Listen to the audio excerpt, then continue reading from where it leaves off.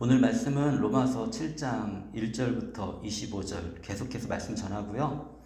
네, 율법으로부터 해방 두 번째인데, 저희들이 이제 그 6장에서 죄로부터 해방됐다는 것을 우리가 이제 알았어요. 그죠? 죄로부터 해방됐지만 여전히 그 예수님을 믿고 이 죄 가운데서 그 영향력 속에서 이렇게 살아가는 사람들이 있습니다. 살아가는 그리스도인들이 있습니다. 그게 이제 현실적인 우리가 당면한 문제인데, 그것에 대해서 왜 그런지에 대해서 사도 바울이 설명해 주고, 그리고 그 죄가 얼마나 우리를 힘들게 하는지. 율법은 원래 좋은 거잖아요. 그죠? 근데 그 율법조차도 이 죄가 그 율법을 이용해서 우리가 더 죄인되게 우리를 만든다. 그래서 우리는 율법으로부터 해방된 사람이다. 이런 것들에 대해서 이제 사도 바울이 지금 계속 쭉 말씀을 나눠주고 있습니다. 지난주에 한 말씀들 좀 기억하기 위해서 제가 한번 쭉 읽어드릴게요. 7장 1절에 이렇게 얘기하고 있습니다. 형제자매 여러분, 나는 율법을 아는 사람들에게 말을 합니다. 율법은 사람이 살아있는 동안에만 그 사람을 지배한다는 것을 알지 못합니까? 2절에 결혼한 여자는 그 남편이 살아있는 동안에는 법으로 남편에게 매여 있으나 남편이 죽으면 남편의 법에서 풀려납니다. 이거 지난주에 얘기했죠. 3절에 그러므로 남편이 살아있는 동안에 그 여자가 다른 남자에게로 가면 그 여자는 간음한 여자라는 말을 듣게 됩니다. 그러나 남편이 죽으면 그 법에서 해방되는 것이므로 다른 남자에게로 갈지라도 간음한 여자가 되지 않습니다. 4절에 나 형제 자매 여러분, 그러므로 여러분도 그리스도의 몸으로 말미암아 율법에 대해서는 죽임을 당했습니다. 우리가 예수님을 믿음으로 해서 율법에 대해서 죽임을 당한 거예요. 그래서 여러분은 다른 분, 곧 죽은 사람들 가운데 살아나신 그분에게 속하게 되었습니다. 예수님께 속하게 된 거죠. 그것은 우리가 하나님을 위하여 열매 맺게 하기 위함입니다. 예수님께 속한 사람이 하나님 안에서 열매를 맺는 삶을 살 수가 있어요. 그러니까 예수님 안에 있지 않으면 우리 열매를 맺을 수가 없습니다. 하나님이 기뻐하신 열매들, 그걸 말하고 있어요. 6절에 그러나 지금은 우리를 올가매었던 것에 대하여 죽어서 율법에서 풀려났습니다. 그래서 우리는 문자의 얽매인 낡은 정신으로 하나님을 섬기지 않고 성령이 주시는 새 정신으로 하나님을 섬깁니다. 지금은 성령이 주신 새 정신으로 하나님을 섬긴다는 것입니다. 7절에 그러면 우리가 무엇이라고 말을 하겠습니까? 율법이 죄입니까? 질문하는 거죠. 율법이 죄입니까? 사도 바울의 대답은 그럴 수 없습니다. 그러나 율법에 비추어 보지 않았다면 나는 죄가 무엇인지 알지 못했을 것입니다. 율법이 있기 때문에 우리가 죄가 어떤 것인지 알 수가 있습니다. 율법에 탐내지 말라 하지 않았다면 나는 탐심이 무엇인지 알지 못하였을 것입니다. 8절에 그러나 죄는 이 계명을 통하여 틈을 타서 내 속에서 온갖 탐욕을 일으켰습니다. 율법이 없으면 죄는 죽은 것입니다. 90절에 전에는 율법이 없어서 내가 살아있었는데 계명이 들어오니까 죄는 살아나고 나는 죽었습니다. 그러니까 그 계명에 비추어서 우리를 비춰보니까 우리가 죄인이라는 거죠. 그래서 나를 생명으로 인도해야 할 그 계명이 도리어 나를 죽음으로 인다는 것이 드러났습니다. 계명이 우리가 많으면 많을수록 우리는 점점점 죽음으로 들어갈 수밖에 없어요. 왜냐하면 그 계명에 비추어서 우리는 다 죄인이거든요. 11절에 죄가 그 계명을 통하여 틈을 타서 나를 속이고 또 그 계명으로 나를 죽였습니다. 근데 계명이 문제냐? 계명이 문제가 아니라는 거죠. 계명은 우리가 잘 살 수 있도록 도와주는 도구예요. 그래서 선하다는 거예요. 법도 악법 있고 선한 법이 있잖아요. 그런데 하나님이 주시는 법은 악법은 아니에요. 그래서 선한 법이기 때문에 그 원리대로 우리가 잘 살아가면 그것이 우리의 삶에 유익을 줍니다. 그렇지만 어디 인간이 그렇습니까? 죄가 틈을 타서 도리어 죄의 길로 인도하고 그 죄를 통해서 율법에 비춰보니 우리는 더 죄인이니까 점점점 우리를 멸망의 길로 이 죄가 우리를 이끌어가고 결국에는 그 죄 때문에 우리는 죽잖아요. 죽음의 길로 인도한다는 거예요. 12절에 그러므로 율법은 거룩하며, 사도 바울이 얘기합니다. 율법은 거룩합니다. 계명도 거룩하고 의롭고 선한 것입니다. 예, 지난주에 이제 우리가 여기까지 했고요. 13절에 보겠습니다. 그러니 그 선한 것이 나에게 죽음을 안겨주었다는 것이 주었다는 말입니까? 그런데 그 선한 것이 나에게 죽음을 안겨준 것인가요? 그럴 수 없습니다. 그렇지 않다는 거죠. 그러나 죄로 드러나게 하려고 죄가 그 선한 것을 방편으로 하여 나에게 죽음을 일으켰습니다. 문제는 죄라는 거예요. 사도 바울이 간단하게 얘기하면 문제는 죄지 율법이 아닙니다. 그것은 죄는 계명을 방편으로 하여 계명을 이용해서 죄를 극도로 죄답게 하려는 것이었습니다. 계명이 존재함으로 죄가 또 죄된 거예요. 어떤 거냐면 모세 이전에는 율법이 없었잖아요. 그죠? 그렇지만 죄는 죄였습니다. 살인하는 것이 율법에 죄라고 써있지 않았지만 우리는 그게 죄라는 걸 알고 있었어요. 그래서 하나님의 법을 모르는 현대 인간들도 살인은 죄라고 생각을 하고 우리 국가법에 살인을 하면 죄인이라고 생각하고 심지어는 그 사람을 사형을 시키거나 아니면 오랫동안 가둬두죠. 왜냐하면 우리는 감각적으로 율법이 있으나 없으나 죄가 뭔지 알아요. 근데 하나님의 율법이 모세시대에 딱 들어와서 보니까 그 살인은 죄다, 탐욕은 죄다, 이런 것들을 써놨잖아요. 그러니까 이 죄가 봐라, 너는 죄인이고 그 율법에 의하면 너는 죽어야 돼 해서 우리를 더 죄인이 더 죄인으로 깨닫게 해주면서 동시에 심판을 내리는 거예요. 영원한 죽음으로 너는 죽어야 된다. 사실 예수님을 만나기 전에는 우리 모두는 다 그런 형편 속에 있었습니다. 사실 많은 사람들은 그러한 죄 가운데 자기가 살고 있는지도 모르고 내 마음에 원하는 대로 죄를 짓다가 그렇게 인생이 끝나는 사람들이 대부분이에요. 크리스찬이라 할지라도 하나님 말씀을 모르고 그냥 단순하게 하나님 말씀을 이해함으로 인해 가지고 죄 가운데 죽어가는 사람들이 저는 있다고 생각이 듭니다. 그래서 그러면 그래서 아는 것이 중요하고요. 알고 우리가 제대로 알고 잘 믿고 살아가야 되는 거예요. 그래서 여기 사도 바울이 이런 것들을 알려주기 위해서 이렇게 로마서를 기록하고 있는 겁니다. 14절에 우리는 율법이 신령한 것인 줄 압니다. 다 알잖아요. 그죠? 율법이 신령하다는 거는 거룩하고 좋다는 거예요. 하나님 주셨으니까. 하나님 주신 것 중에 우리 버릴 게 없거든요. 그러나 나는 육정에 매인 존재로서 제 아래 팔린 몸입니다. 이거는 그 유대인을 대표, 사도 바울이 자기 자신을 얘기하는 것도 있고 그리고 유대인을 대표하면서 얘기하는 거예요. 그래서 모든 유대인들도 율법이 신령한 줄 다 알잖아요. 그죠? 그런데 문제는 뭡니까? 육정에 매였다는 건 뭐예요? 우리가 두 가지가 있잖아요. 우리 안에. 이렇게 이제 지금 우리 하나님 믿고 있으니까 하나님을 믿고 살아가는 하나님의 뜻대로 어떻게 사는 것이 올바른 걸 우리가 알고 있고, 그런데 반면에 우리 영원한 생명을 예수님 믿으면 영원한 생명을 주시긴 했지만 여전히 우리 육체 가운데 살고 있으니까 우리 안에 남아있는 사도 바울이 표현한다면 육정이 남아있는 거예요. 육정이 뭐냐면 우리 몸에 가지고 있는 습관화된 여러 가지 하나님이 기뻐하지 않는 모습들이 우리 안에 여전히 남아있다는 거예요. 그래서 죄 아래 팔린 몸입니다. 그리고 이 예수님을 만나기 이전의 상태도 여기서는 얘기해주고 있어요.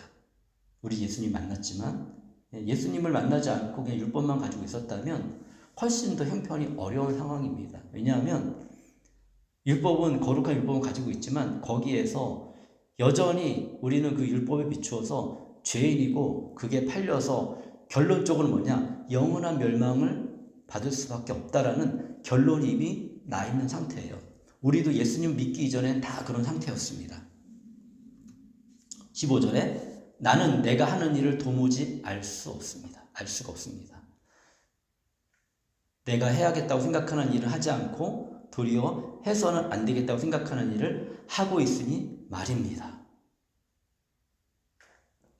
제가 조금 아까 얘기했지만 이거는 사도 바울 자신의 고백이기도 하고, 그리고 자신이 또 유대인이잖아요. 유대인을 대표해서 하는 고백이기도 합니다.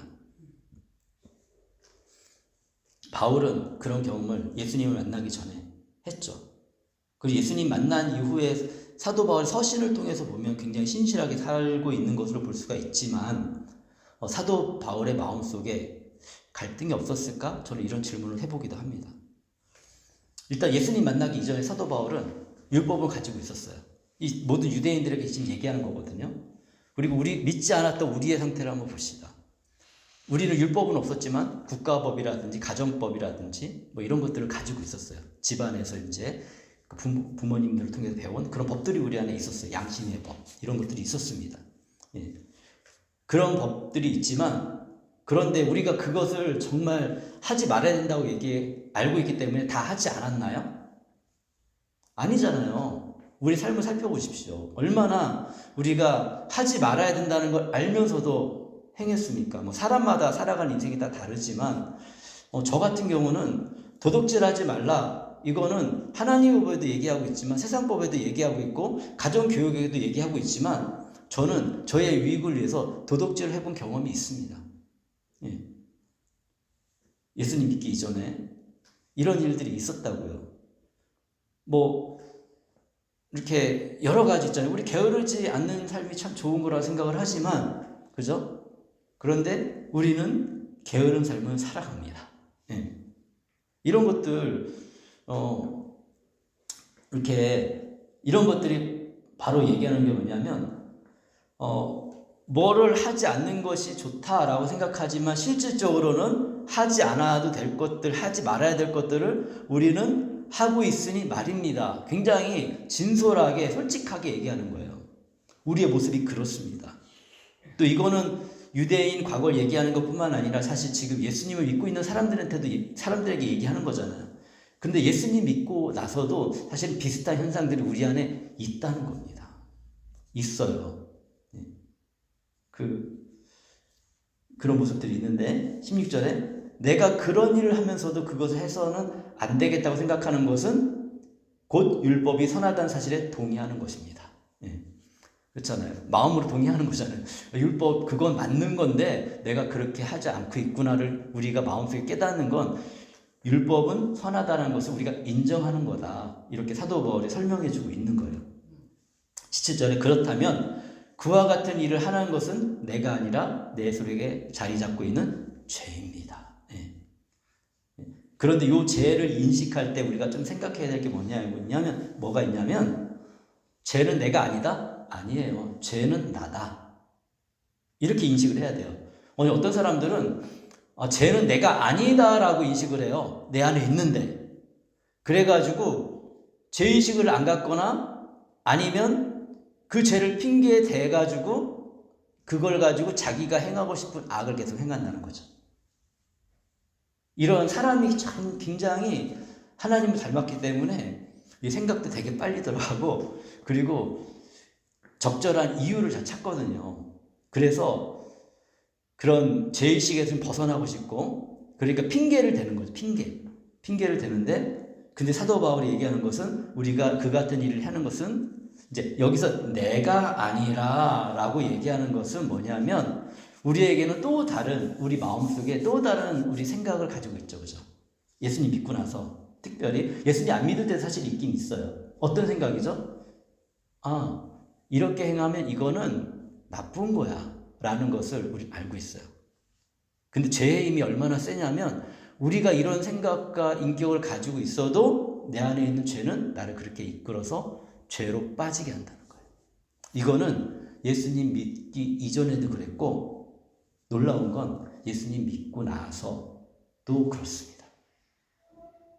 제 경험해 보니까 그런 것 같아요. 저 스스로 예수님을 믿고 살아가면서, 그러니까 신앙은 이론이 아니라니까요. 이론으로만 따지면 안 돼요. 사도 바울이 그래서 왜 이렇게 얘기하는지 우리가 이해를 해야 돼요. 그러면서 신앙은 이론이 아니구나. 그래서 일생을 살아가면서 사실은 우리는 끊임없는 싸움을 해야 돼요. 어떤 싸움? 하나님을 선택하는 싸움, 하나님을 선택하거나 아니면 하나님이 기뻐하지 않는 일을 그냥 내 육정대로 내 육체에 끌리는 대로 행하는 싸움. 그 안에는 죄가 숨겨져 있죠. 예. 근데 이 죄 때문에 예수님 믿는 사람들은 근데 이 죄 때문에 멸망받진 않아요. 용서를 받았으니까. 법적으로 용서를 받았으니까. 근데 계속 이걸 쫓아가면 우리의 삶이 좋아질까요? 안 좋아져요. 심지어는 이것을 계속 행하다 보면 자기 인생이 진짜 망할 수도 있거든요. 이걸 스스로 증명해내는 거. 사실은 내가 이전에 예수님을 진실되게 영접한 것 같았는데 그게 아니었어. 이게 분명히 드러나는 거죠. 예수님을 진실되게 영접을 하잖아요. 그러면 죄를 통해서 우리가 힘이 빠지고 넘어질 수 있지만 계속 그렇게 끌려가는 것을 견디지 못해요. 그러니까 견디지 못하니까 결국엔 어떻게 해요? 우리 다 경험해봤잖아요. 견디지 못하니까 뭐 했어요? 하나님 앞에 나와서 어떤 모양이든지 하나님을 찾잖아요. 그죠? 막 하나님을 원망하기도 하고 아니면 하나님께 막 소리 지르기도 하고 아니면 하나님께 조용하게 하나님께 나아가서 눈물을 흘리기도 하고 하면서 하나님께 나아가게 됩니다. 이거를 경향성이라고 얘기해. 좀 어려운 말로. 경향은 하나님을 향하다. 그쪽으로 향하다. 이걸 말하는 거예요. 근데 하나님을 진짜 믿으면 그렇게 되거든요. 근데 하나님을 이제 진짜로 안 믿었거나 그냥 어떻게 이렇게 하면 하나님이 날 도와주겠지 하는 이거 아주 가벼운 기대감으로 한번 믿어보지 이런 마음으로 한번 이렇게 따라가 보는 것은 그때 당시에는 진실하다고 스스로 생각할지 모르겠지만 이게 되게 복잡하거든 인간이. 계속 근데 그 사람의 삶이 계속해서 어두움을 쫓아가고 있다면, 죄를 쫓아가고 있다면 사실은 진짜 예수님 믿은 건 아니에요. 스스로 그걸 증명해 나는 거예요. 그래서 결국에는 죽음의 순간에 모든 게 결정될 겁니다. 죽음의 순간에. 어떤 사람은 정말 잘 믿어서 죽음의 순간까지 정말 하나님 안에서 평안하게 이렇게 평안하다는 건 모든 게 다 잘 된다는 게 보다는 하나님에 의지하면서 평안이 우리 안에 있다는 거예요. 어떤 상황 속에서도 그런 삶을 잘 살아가는 사람이 있는가 하면 불안한 마음으로 막 인생의 각종 것들 불안한 인생을 살다가 나중에 둘 중에 하나가 있습니다. 하나는 그래도 마음이 하나님의 경향성이 있어서 아이고 죽음 직전이라도 아이고 하나님 내가 진짜 인생 헛살았군요. 그래서 하나님 앞에 믿음을 고백하고 그리고 인생을 마치면 우리 예수님 잘 알잖아요. 예수님은 구원해 주시는 분이에요. 그런데 끝까지 결국에는 내가 헛된 인생을 살았어. 하나님 안 존재해. 이런 결론을 내리고 죽어버리면 스스로 그의 선택에 따라 하나님 존중해 주세요. 그 선택을. 멸망의 길로 가는 거예요. 스스로 결정해서. 하나님 우리 사랑하십니다. 그리고 우리의 인생에 분명히 개입하세요.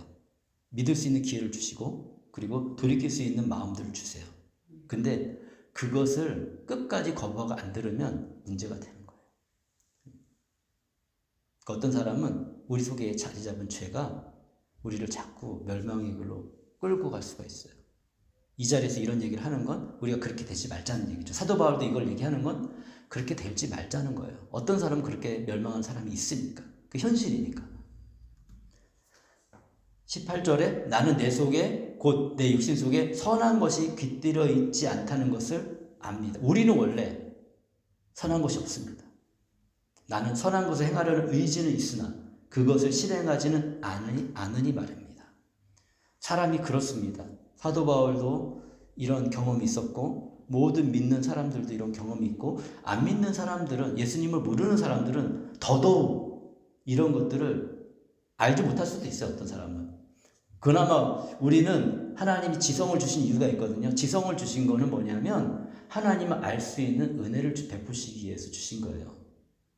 지성을 주시지 않았으면 우리는 그냥 본능으로만 살았을 거예요. 본능으로. 그런데 이 동물이랑 똑같은 거죠. 그렇게 살았을 텐데 하나님은 우리와 교제하기 원했거든요. 동물이 하나님과 교제할까요? 저는 동물이 하나님과 교제한다고 생각하진 않아요. 하나님의 은혜 가운데 본성대로 살아가지만 그러다가 끝나지만 그리고 인간을 위해서 섬기는 역할을 감당하지만 어떤 동물들은 그렇지만 하나님과 교제한다고 생각하진 않아요. 인간의 독특성은 뭐냐면 본능대로 살아가는 게 아니라 본능도 우리 안에 있어요. 하나님 창조하셨기 때문에. 근데 그것을 거부하고 하나님과 교제하며 내 존재를 깨닫고 하나님과 좋은 관계 속에서 잘 살아갈 수 있는 그런 능력도 우리에게 주셨고 그런 은혜도 하나님이 베푸신다는 거예요. 지성이 있기 때문에 이게 가능한 거예요. 세상에 지성이 있는 동물들이 별로 없어요. 별로 없는 게 아니라 거의 없어요. 네, 동물들은요 뭘 하나 배우려면 굉장히 오랜 시간이 필요해요. 그냥 금방 되잖아요. 근데 어때요? 우리 사람은 금방 배워요. 그리고 열심히 노력하면 그게 막 발전한다고요. 사람은 그렇기 때문에 우리가 이런 컴퓨터도 사용하고 이런 좋은 기구를 사용해서 오늘날 하나님을 찬양하고 경배하고 또 우리의 편안하게 하나님께 나아갈 수 있는 거예요. 그게 하나님이 우리에게 주신 놀라운 은혜이고 특별한 하나님의 인도하심입니다. 그렇지만 하나님을 모르면 그 좋은 것들을 악하게 우리는 사용해요. 그렇습니다. 19절에 계속 고백합니다. 나는 내가 원하는 선한 일을 하지 않고 도리어 원하지 않는 악한 일을 합니다. 우리의 고백에 이런 고백이 없습니까? 우리의 고백에 이런 고백이 있습니다. 이러한 모습을 우리는 뭐라고 표현하냐면 영적인 어린아이다 라고 표현하고 있습니다. 영적인 어린아이. 어린아이. 그러니까 예수님을 믿는데 예수님 안에서 어린아이라는 거예요. 어린아이 다 보셨잖아요. 그죠? 키워드 보셨고 어린아이는 좀 이기적입니다. 사실. 그래서 정말 도움이 필요해요. 그 이기적인 것 때문에 사실 도움을 또 주고 뭐 그렇지만 뭐 이렇게 어린아이 모습은 그런 거예요. 근데 우리의 자녀들이 계속해서 그 초등학생 같다면 어떻겠어요? 그러면 이거 좋은 모습이 아니잖아요. 그죠? 초등학생 때는 초등학생, 그러니까 처음 예수님 믿었을 때는 예수님 믿는 모습이 있는 거예요. 근데 예수님 믿고 나서도 오랫동안 기간이 흘렀는데 여전히 어린아이 같은 모습으로 살아간다면 그건 문제가 있는 거죠. 아직 성장하지 않은 거죠. 그래서 성장을 해야 돼요. 그래서 원하지 않는 악한 일을 여전히 하고 있는 거는 영적인 어린아이 모습인 거예요. 20절에 내가 해서는 안 되는 것을 하면 그것을 하는 것은 내가 아니라 내 속에 자리 잡고 있는 죄입니다. 계속해서 얘기하고 있어요. 내 안에 죄가 이렇게 나를 이끌어 가고 있습니다. 영적인 어린아이는 여전히 죄의 영향을 받아요. 그래서 그 죄가 우리를 갖고 끌고 간다고요. 그 상태를 방치하면 안 됩니다. 그래서 우리는 날마다 선악과를 맞이해야 돼요. 날마다 선악과는 하나님 말씀을 대표하는 거예요. 하나님 말씀. 날마다 하나님 말씀을 맞이해서 하나님 말씀대로 선택하며 살아가면 오늘 하루가 좋은 하루가 될 거고요. 하나님 말씀대로 살아가지 않고 악을 선택하면 오늘 하루가 나쁜 하루가 될 거예요.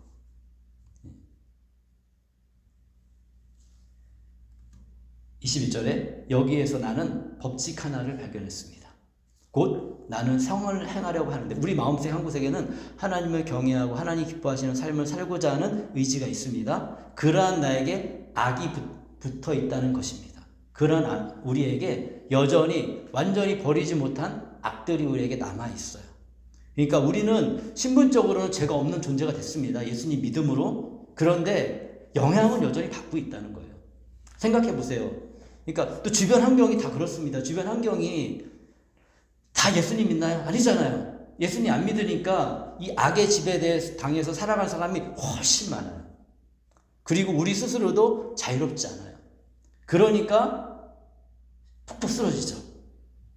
근데 너무 감사한 건 하나님은 그럼에도 불구하고 우리의 마음의 방향이 하나님을 향하면 하나님께 나아가서 기도하잖아요. 우리 이제 금요일날 같이 기도 이렇게 하고 있는데 그런 시간에 우리 마음을 간절히 부르짖겨 주님께 나아가잖아요. 하나님은 우리의 그 마음을 좀 더 존중해 주세요. 받아주시고 그래 네가 애쓰고 있구나. 내가 도와줄게. 이런 소망들 내가 도와줄게. 나한테 말해. 소망만 말하는 시간이 아니잖아요. 그죠? 그러면 근데 우리가 그 시간이 끝나면 우리 마음이 어때요? 편안해지고 푸근해지고, 그리고 이렇게 사랑하는 사람 만나면 좋잖아요. 그죠? 하나님을 만나면 늘 그런 마음이 듭니다. 저는.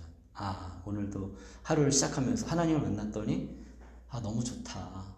그래, 내가 어제는 조금 부족하고 실패했다 할지라도 하나님은 오늘도 나에게 새로운 생명을 주셨구나. 오늘 나에게 주어진 삶은 오늘 내가 잘 살아가야지.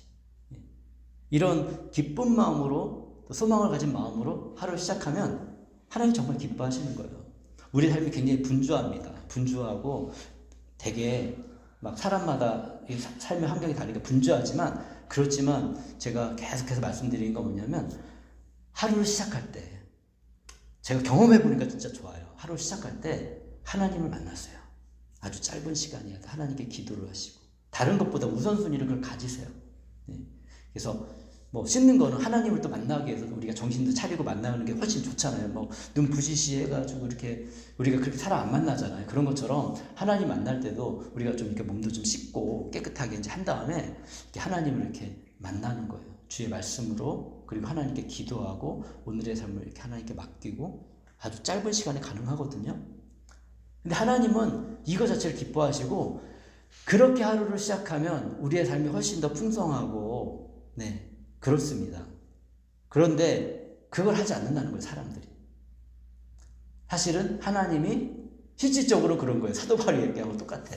실질적으로는 하나님이 그렇게 필요하지 않은 거예요, 솔직히 얘기해서. 내가 내 힘으로 살아갈 수 있으니까 그래요. 어떨 때 하나님 찾느냐?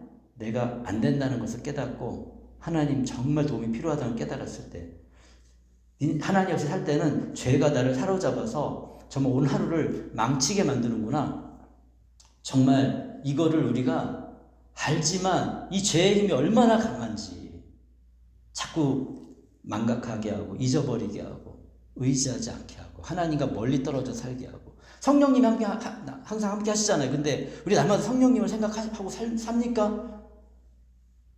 성령님이 함께하는 하나님의 은혜, 그 하나님이 함께 하시는 그 마음도 있지만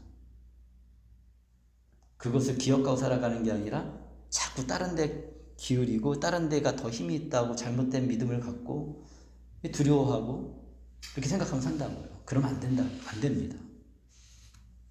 22절 23절에 나는 속사람으로 하나님의 법을 즐거워하나. 하나님의 법을 즐거워하는 우리 마음이 있습니다. 내 지체에 다른 법이 있어서 내 마음의 법과 맞서 싸우며 내 지체에 있는 죄의 법에서 나를 포로로 만드는 것을 봅니다. 너무나 정확하게 표현하고 있습니다. 24절에 나는 비참한 사람입니다. 누가 이 죽음의 몸에서 나를 건져주겠습니까? 이거는 예수님이 없는 사람들이 특별히 더 고백하게 되는 현실입니다. 많은 사람들의 인생이 행복하다고 느끼는 것보다는 비참하다고 느끼는 사람이 훨씬 많고요. 정말 하루하루의 삶이 막 기대가 되고 또 소망이 되고 하나님 안에서의 소망과 또 기쁨과 가족 안의 사랑과 이렇게 살아가기보다는 아이고 내 인생이 너무 힘들다 이렇게 맨날 일해가지고, 그런데 집에 돌아오면 그 편안하고 따뜻한 사랑도 없고 다 우리가 고장나서 그렇거든요. 그리고 그렇게 살아본, 만약에 우리의 조상들이 하나님을 일찍 알고 하나님 안에서 이 과정을 다 겪으면서 우리를 돌봐줬다면 우리는 훨씬 좋게 될 거예요. 유대인들이 예수님을 안 믿지만 그럼에도 불구하고 요즘 시대 가운데 그래도 참 인간답게 살아가는 이유가 있어요. 그들은 예수님을 모르지만 구약의 하나님을 통해 이것을 알았어요. 그래가지고 그들 안에 끈끈한 이 하나님의 신앙 가운데 지켜오는 아주 중요한 것들이 있다고요. 그래서 자녀들도 자연스럽게 그런 것들이 옳다는 걸 생각하고 그렇게 따라가지만, 문화가 다 그러니까 당연히 그렇게 받아들이고, 그러면서 그들 안에 정말 하나님 이 세계에서 정말 총명하고 똑똑한 사람들도 많이 나오는 거예요. 물론 예수님을 믿지 않기 때문에 결국에는 사실은 세상을 아주 좋은 데로 이끌기보다는 결국에는 안 좋은 방향으로 또 이끌어 가거든요. 힘이 생기니까 참지 않고 또 서로 악과악이 지금 팔레스타인 지역에 전쟁 나는 게 바로 그런 거거든요. 하나님이 진정으로 없는 세상 속에 일어나는 일들이에요. 근데 재밌는 건 이슬람 사람들이나 유대인이나 다 하나님을 믿는 사람들이라는 거예요. 근데 하나님을 믿는데 그 하나님에 대한 이해가 서로 다르고, 그래서 죄가 죄를 낳고, 그래서 서로 안 좋고 서로 사랑이 없어요. 여기에는 예수님이 이 땅에 오셔가지고 가장 크게 우리에게 알려준 건 뭐예요? 사랑이에요. 어떤 사랑? 희생의 사랑. 근데 세상을 살아가는 우리의 삶 가운데 희생의 사랑이 있습니까? 없잖아요. 그거보다는 상대방이 나를 위해 희생하고 상대방을 이용해서 내 유익을 취하려는 그런 악한 본질이 여전히 이 세상 속에는 넘쳐난다는 것이죠. 그것이 우리의 모습입니다. 사도 바울이 25절에 정답을 하나 얘기합니다. 우리 주 예수 그리스도를 통하여 나를 건져주신 하나님께 감사를 드립니다. 아멘. 여기부터 시작하는 거예요. 그러니 나 자신은 마음으로는 하나님의 법을 섬기고 육신의 법으로는 죄의 법을 섬기고 있습니다. 우리는 예수님을 진정으로 믿었으면 그러면 이제는 이 죄의 법에서부터 자유로워야 돼요. 그리고 율법으로부터, 그런 죄가 이용하는 율법으로부터 자유로운 겁니다. 우리에게는 새로운 법이 생겼습니다. 성령의 법. 그리고 우리의 의지는 하나님을 따라가는 의지를 날마다 쫓아가는 것이 우리 그리스도인의 마땅한 삶이에요. 그럼에도 불구하고 하나님이 우리를 존중해 주세요. 어떤 존중이냐? 오늘의 삶 속에서 내가 다 해놨는데 오늘의 삶 속에서 너가 나를 믿고 따르면 그럼 내가 너를 돕고 너와 함께 할게.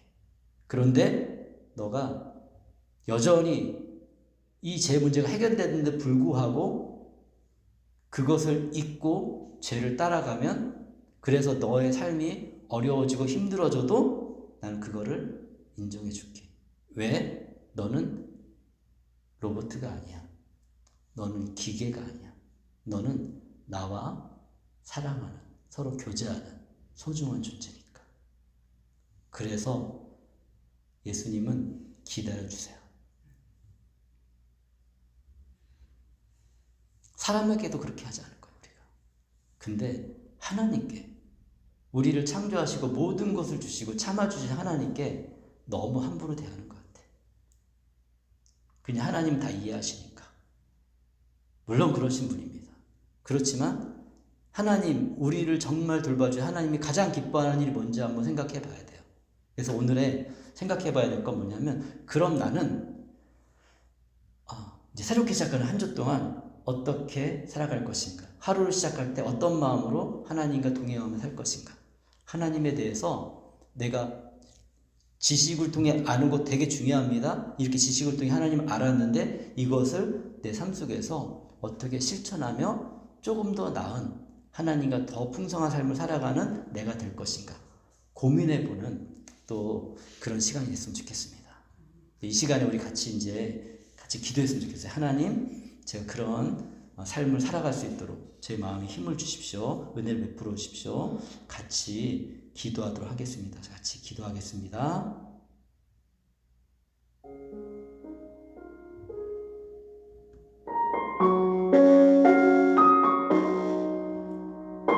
하나님 감사합니다. 주님 찬양합니다. 또 주님의 은혜 가운데 예배드리게 하시니 감사합니다. 이제 기도하겠습니다. 신실하신 하나님 감사합니다. 오늘도 우리가 이렇게 함께 모여서 하나님께 예배를 드렸습니다. 무엇보다도 정말 사도 바울이 우리에게 가르쳐주고 싶은 우리의 상태를 우리가 다시 한번 보았습니다. 하나님, 온전히 정말 하나님께 마음을 드리고 죄에게 우리를 내어주는 일이 없도록 우리의 삶을 주님 인도하여 주옵소서. 무엇보다도 정말 우리를 사랑하시고 우리를 인도하시는 주님을 날마다 기억하며 주님을 가까이 하는, 주님을 정말 사랑하는 우리 삶이 되게 하시고 그 안에서 정말 아버지 하나님, 하나님이 기뻐하시는 열매를 맺어가는 우리 삶이 될 수 있도록 인도하여 주옵소서. 주님 감사합니다. 찬양합니다. 우리를 돌봐주시고 이끌어주시니 감사합니다. 이러한 말씀을 깨닫게 하시니 감사합니다. 예수님의 이름으로 기도합니다.